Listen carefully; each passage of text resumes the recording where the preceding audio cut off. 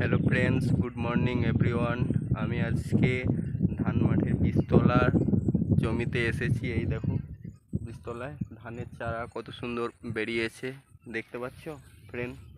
এই দেখো, দেখাচ্ছি ধানের চারা, দেখো কত সুন্দর বেরিয়েছে।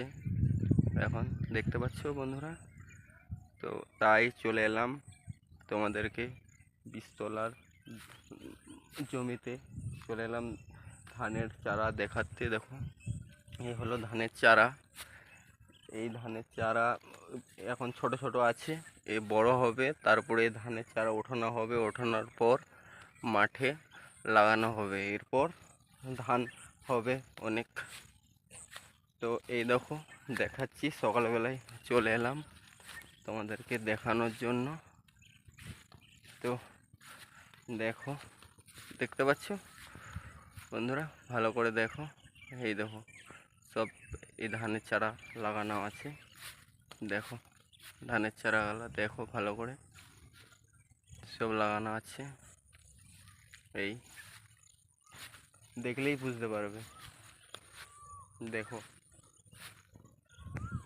আমি তোমাদের একটুকু ভালো করে দেখাইছি। দেখো ধানের চারা কীরকম বেরিয়েছে, এখন ছোট ছোট দেখাচ্ছি ধান গাছের চারা। এই চারা বড় হবে, ধানের চারা, তারপর ওঠানো হবে, ওঠানোর পর জমিতে লাগানো হবে। তো দেখতে পাচ্ছ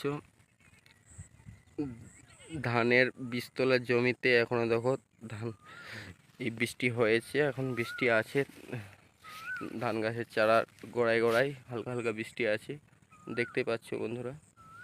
খুব বেশি বৃষ্টি নেই, হালকা আছে। দেখো, দেখতে পাচ্ছ? ভালো করে দেখো, বীজতলার জমিতে এসেছি।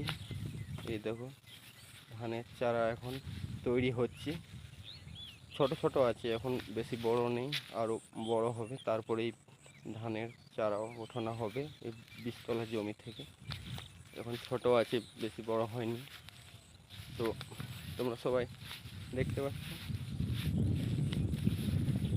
দেখো কত সুন্দর লাগছে, সবুজ পুরো। দেখ